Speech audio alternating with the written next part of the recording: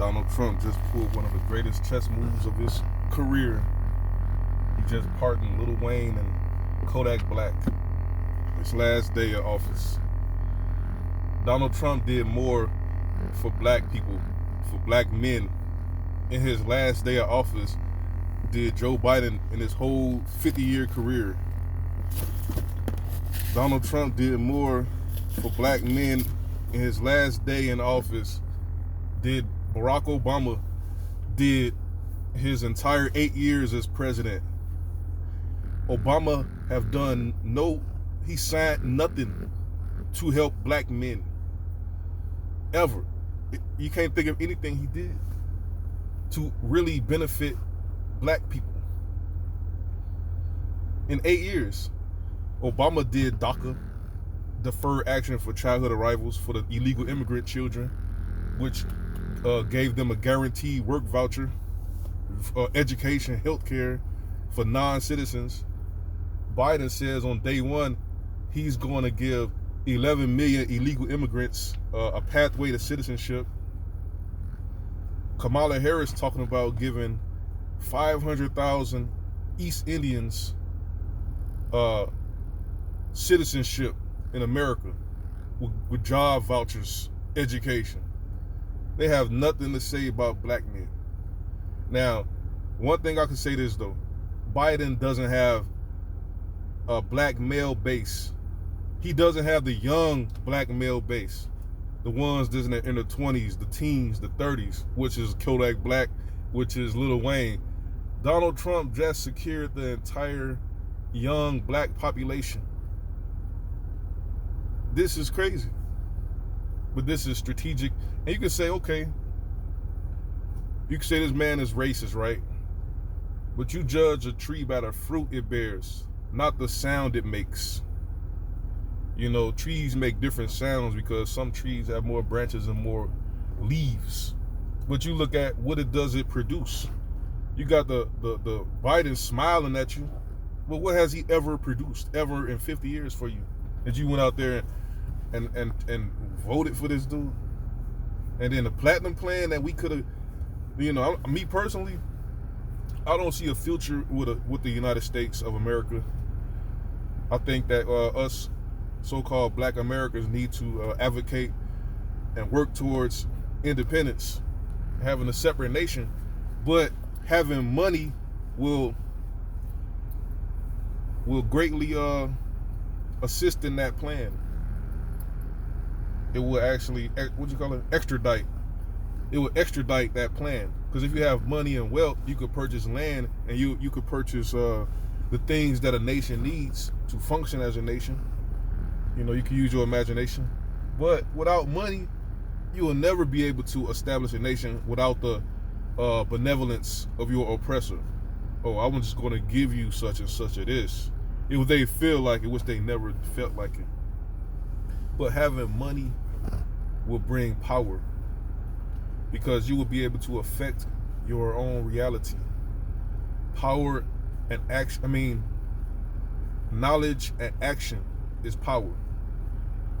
You need money to cause your intentions to be made manifest in reality without actually being, taking something from somebody.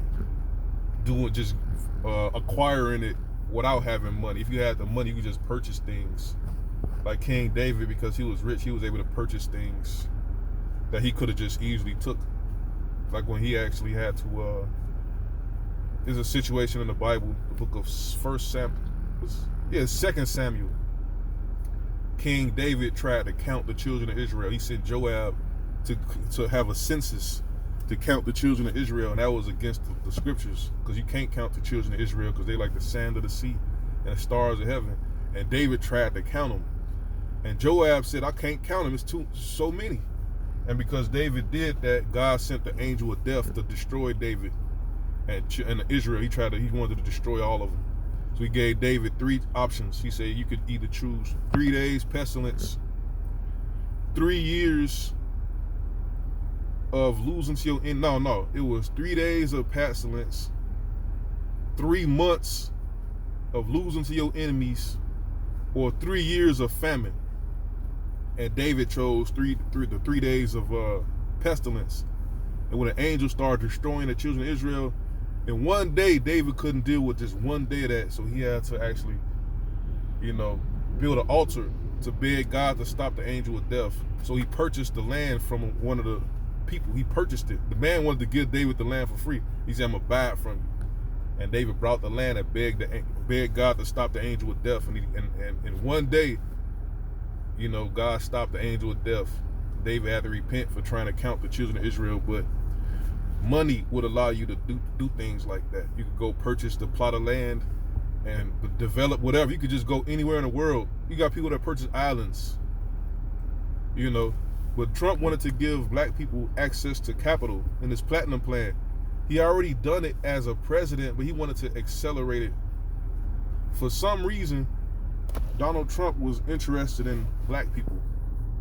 Even in this last day, he did this move, this olive branch to the black community, especially it's really the young black community, because Kodak Black and Lil Wayne, that's the young generation. That's a offering, a peace offering. For the future. That's really about the future. And Joe Biden can't really trump that. He can't really match that, because he doesn't have the support of black men. And yes, he definitely doesn't have the support of young black men. So I don't think he could survive too long as a president. I don't think the Democrats could survive into the future. This is why they have this desperate effort to,